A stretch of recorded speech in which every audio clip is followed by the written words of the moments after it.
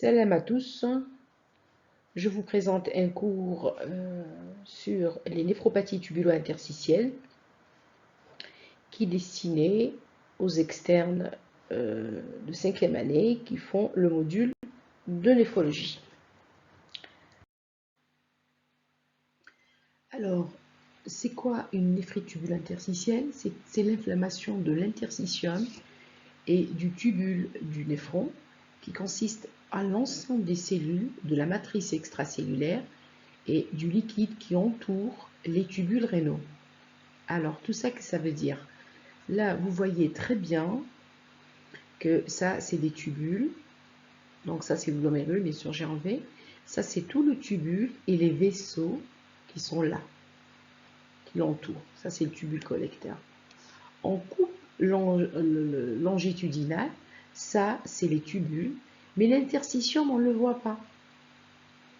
D'accord? On ne le voit pas. Il est, que j'allais dire, il n'existe pas. D'accord? Par contre, quand il y a une inflammation de ce tubule, de cette interstitium, il y a de l'œdème ici. Vous voyez? Ça, c'est les tubules qui sont complètement détruits, qui sont vus ici normalement avec leur épithélium. Là, il y a absence d'épithélium de ce dernier. Et là, celui-là, le vide qui était là, donc, il s'est rempli d'œdème et de cellules inflammatoires. D'accord? Donc, on va parler de la teinte du tubule et de cet espace qui est normalement absent ou qui n'apparaît pas sur la microscopie optique et en réel aussi. Alors, les néphrites tubulo-interstitielles se divisent en deux selon la durée de leur atteinte, qu'elle soit brutale, aiguë ou bien chronique. Donc, pour les néphrites tubulo-interstitielles aiguës, on va parler de la nécrose tubulaire aiguë. On surpassera les tubulopathies myélomateuses et la néphrite tubulo-interstitielle aiguë. Et on va parler un peu des néphropathies tubulo-interstitielles chroniques, où on va parler un peu plus de détails par rapport aux aigus. Première néphropathie tubulo-interstitielle, c'est la nécrose tubulaire aiguë. C'est 70 à 80% des IRA, le plus souvent d'origine ischémique et ou toxique. Il y a 3 phases de cette nécrose. Il y a une phase d'agression, une phase d'état, une phase de récupération et d'évolution en 4 à 8 semaines. Généralement, la diurèse est variable, parfois conservée, mais le signe le plus important, c'est l'élévation rapide de la créatinine sanguine. Dans un contexte souvent évocateur, généralement de réanimation, une hypovolémie, une hypotension, un sepsis, produits toxiques ou bien tels que les produits de contraste iodé après un scanner avec injection ou bien prise d'amynosides. Généralement, la protéinurie est d'origine tubulaire, donc minime, et pas d'anomalie du sédiment urinaire, c'est-à-dire il n'y a pas d'hématurie microscopique ni de leucocyturie. Sur une biopsie itérative faite sur des patients qui font une nécrose tubulaire aiguë, donc on voit premièrement des masses de cellules qui sont tombées, qui sont observées dans la lumière du tubule. Il y a une dénudation complète de certains d'entre eux et obstruction presque complète de la lumière. Là, il y a un aplatissement épithélial et une perte de bordure en brosse dans les tubules proximaux et avec élimination des cellules dans certains d'entre eux. Là, par contre, on voit des changements régénératifs chez un patient atteint de l'NTA. Remarquez que la plupart des cellules tubulaires de cette microphotographie présentent un rapport noyau-cytoplasme élevé, de gros noyaux avec des nucléoles proéminents qui indiquent une activité de synthèse cellulaire et une mitose. Sur la flèche verte, vous voyez très bien. Ces changements indiquent la réponse favorable de l'épithélium à la guérison. Et la NTA est une lésion, si elle n'est pas associée à une atteinte prolongée dans le temps ou à une lésion de la membrane basale tubulaire, est complètement réversible. On va passer à la deuxième entité qui est la néphrite interstitielle aiguë. Elle représente 10 à 15% des IRA parenchymateuses cliniquement. ce sont des douleurs lombaires. Pourquoi? C'est le courant, l'interstitium, il y a de l'œdème, il y a des signes inflammatoires, donc il y a de l'inflammation, c'est gros, c'est inflammé, donc c'est douloureux au niveau lombaire. Il y a d'abord une insuffisance rénale avec élévation de la créatinémie. Les urines peuvent être normaux, une diurèse conservée. Les reins sont de taille normale, voire même augmentée. On aura une petite protéinurie, voire une leucocyturie et eosinophilurie.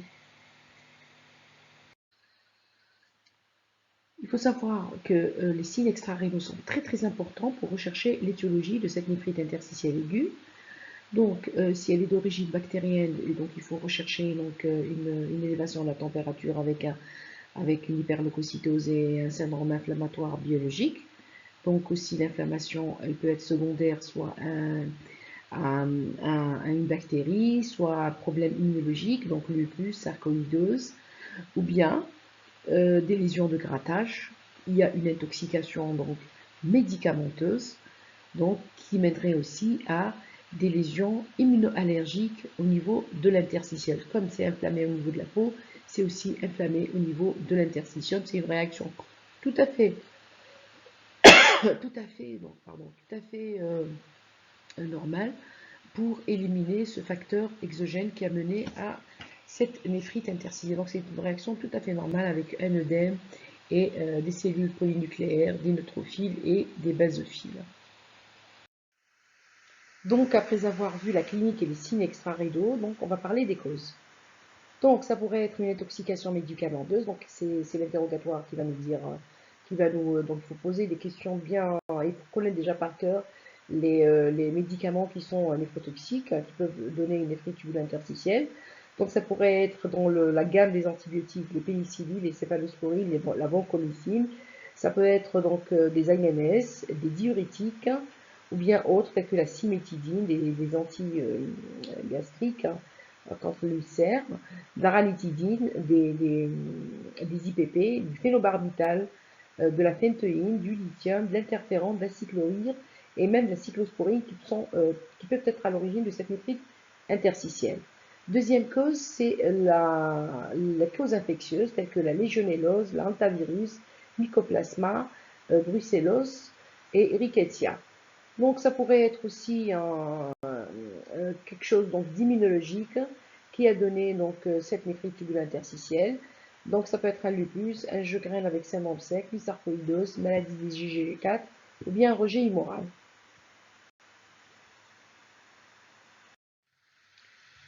Donc, sur le plan anatomopathologique, l'atteinte prédominante du tissu de soutien rénal interstitiel est très souvent des tubes adjacents. La présentation clinique, une protéinurie tubulaire, pas d'albuminurie, donc il n'y a pas d'albumine détectée à la bandelette urinaire, absence d'HTA et d'œdème. On retrouve une polyurie par contre, voire même une nocturie secondaire aux troubles de la concentration de dilution parce que les tubules sont déjà atteints. Donc on peut avoir même une polyurie parce qu'il n'y a pas de système concentration de dilution. Il est perdu, ces tubules sont atteints donc, et le fonctionnement ne se fait plus. Donc, et les urines sont insensibles à l'hormone antidiurétique. Parce qu'ils sont atteints, ils ne répondent même pas. Donc le tube collecteur et le tube contourné distal ne répondent pas. Donc on peut retrouver une leucocyturie, une pyurie stérile avec les cylindres leucocytaires montrant qu'il y a une inflammation au niveau de l'interstitium et tout ça est réabsorbé au niveau tubulaire et on l'aura au niveau des urines. En ce qui concerne la néphrite interstitielle chronique, donc c'est une ancienne histoire. Donc l'interrogatoire est très très important. Donc devant une insuffisance rénale, on découvre une insuffisance rénale, il faut toujours dire au patient, est-ce qu'il a eu des antécédents? Donc le médecin il est là, s'il a reçu des médicaments, s'il a fait de l'inflammation, etc. Donc rechercher des anciens épisodes de néphrite tubulaire interstitielle aiguë. Donc c'est des signes qui permettent d'aboutir au diagnostic de néphrite interstitielle chronique, qui peuvent être des données de l'interrogatoire, d'accord, notion d'uropathie, répétée infection urinaire, prise médicamenteuse, des signes extra-rénaux liés à la néphropathie, donc des signes évoquant une sarcoïdose d'ordre général, donc une atteinte pulmonaire, un syndrome de Gougerot-Jegrenne avec un syndrome sec, une drépanocytose, donc une anémie donc constante, chronique, voire même s'il n'y a pas une anémie dans la famille, et l'insuffisance rénale qui évolue très lentement, parce que l'évolution de la néphrite interstitielle chronique, c'est une évolution très très lente par rapport à la néphropathie vasculaire aiguë et à la néphropathie glomérulaire aiguë, et même chronique. Hein. Donc, celle-ci peut être la seule anomalie biologique présente. Donc, c'est une insuffisance rénale. Et l'HTA est tardif.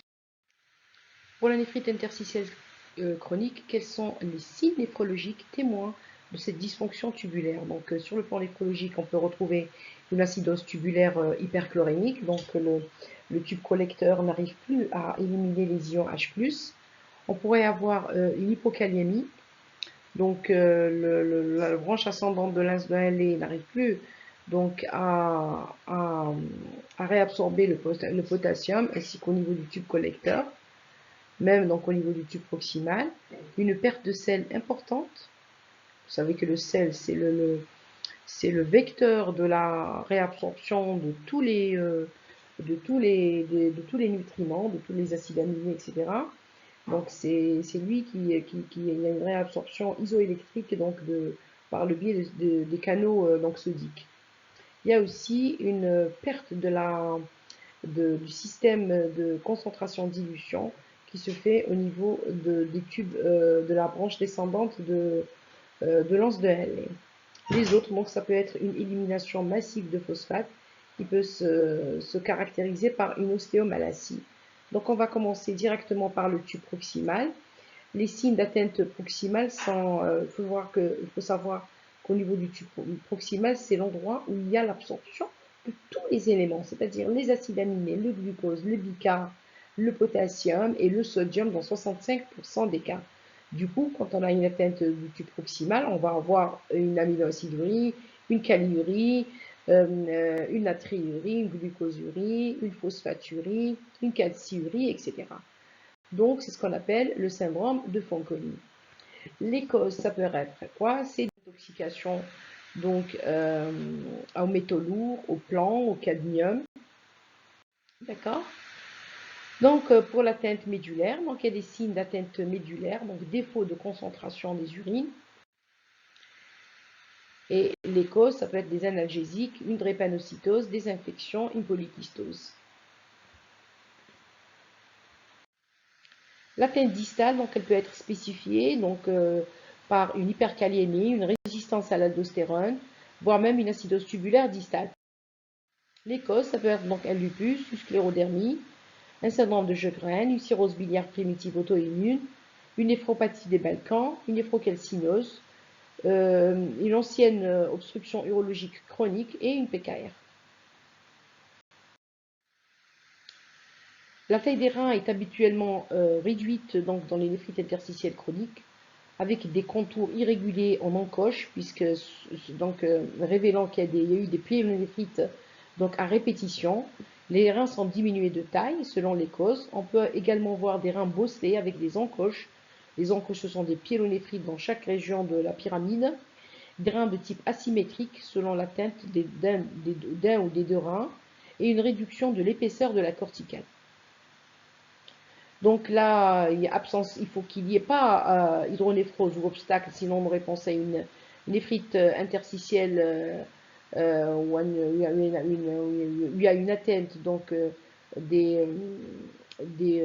c'est-à-dire une insuffisance rénale plutôt aiguë mais post-rénale.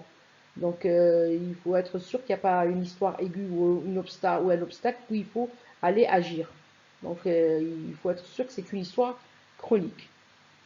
Donc présence de kystes, ou bien des calculs en place, des lithiases, des anciennes lithiases qui ont mené à cette néphrite interstitielle chronique, une présence de néphrocalcinose ou carrément une nécrose papillaire. Donc là, on voit un abcès avec carrément un rein qui est détruit avec un émincissement de la corticale. Là, c'est des reins de polykystose rénale avec une corticole qui est complètement amincie. Là aussi, c'est des reins de néphrocalcinose. Là, c'est carrément une nécrose donc corticale, papillaire, avec un rétrécissement carrément de la corticale, vu qu'il y a une nécrose de ces derniers. Généralement, on les voit chez les diabétiques, hein, qui font une déshydratation chronique.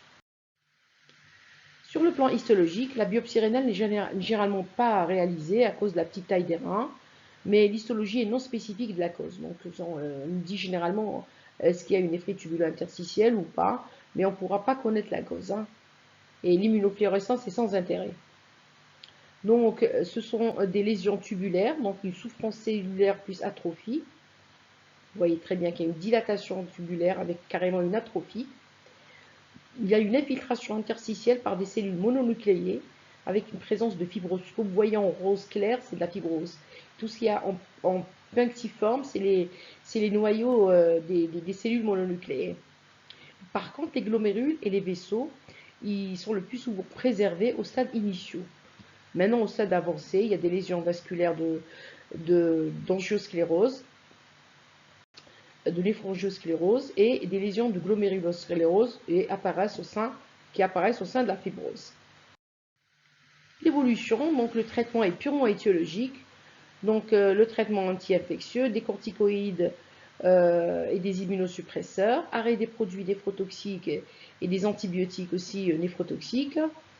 Et il faut faire donc la radiographie pour avoir une idée sur la taille des reins. L'évolution est très très lente, la néphropathie tubulo-interstitielle est très très lente, donc est progressive, donc il faudra des années pour qu'il y ait évolution vers l'insuffisance rénale chronique terminale. Quelques descriptions de néphrite interstitielle chronique, par exemple la sarcoïdose. Donc c'est une insuffisance rénale aiguë associée à une hypercalcémie et une hypercalciurie. Généralement on a une néphrite interstitielle donc secondaire. Donc au dépôt donc de stimulation de vitamine D par des cellules géantes qui vont synthétiser cette vitamine D, qui va provoquer une réabsorption de calcium au niveau de l'estomac. Donc il y a hypercalcémie et hypercalciurie qui peut aggraver l'atteinte rénale. On peut avoir même des lithiases. Donc ça c'est des lithiases qu'ils ont retrouvées dans cette néphrite interstitielle sarcoïdosique. Et là, on voit un amas donc, de lymphocytes. C'est des granulomes tuberculoïdes, mais il n'y a pas de caséum. Et on peut rechercher donc les autres formes, c'est surtout l'atteinte pulmonaire. Et on peut retrouver donc des ganglions lymphatiques. Ça pourrait aussi être s'accompagner de complications cardiaques, hépatiques, voire même articulaires. L'évolution, donc, elle est bonne sous corticothérapie orale. La néphrite interstitielle secondaire au lithium, donc ça peut être donc une intoxication, c'est un antidépresseur. Donc ça va nous donner un défaut de concentration des urines avec une polyurie, un diabète insipide néphrogénique. Ça peut s'accompagner par une acidose tubulaire, voire même des microkystes qui peuvent être visibles à l'IRM. Donc là, on voit des microkystes au niveau interstitiel. Le traitement, on donne de l'amyloride.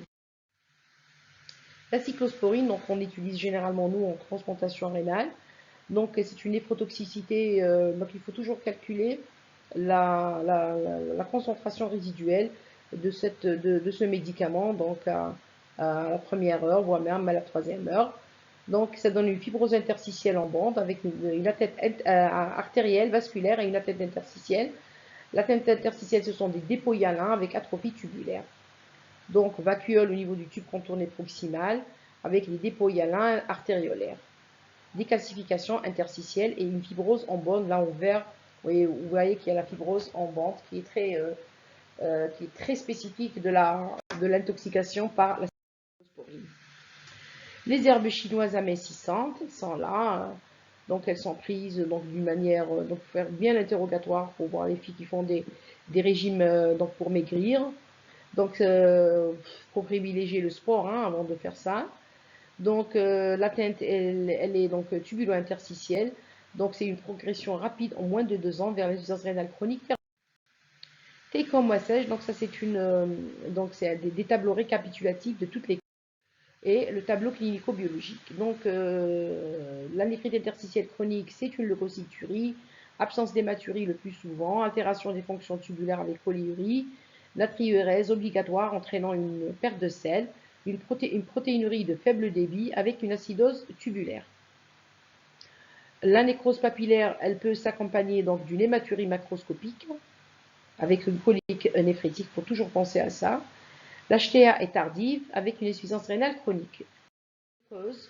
Donc il faut les apprendre, pas les apprendre toutes, mais les plus fréquentes sont les causes urologiques, donc les uropathies obstructives chroniques, les reflux vésico-urétérales, les lithiases, les causes médicamenteuses, toxiques, génétiques, les causes dissimmunitaires, les causes métaboliques, donc à souligner l'hypokaliémie chronique qui peut donner ça lors des syndromes de Gitelman et Barter, les causes hématologiques telles que la drépanocytose et le myélome, et on termine par les causes infectieuses chroniques, tuberculose et pyélonéphrite, xanthomatose. On est arrivé donc à la fin donc, de ce cours. Si vous avez compris, c'est bon. Sinon, il faut poser toutes les questions que vous voulez à vos claviers et j'attends vos questions avec impatience. Au prochain cours, au revoir.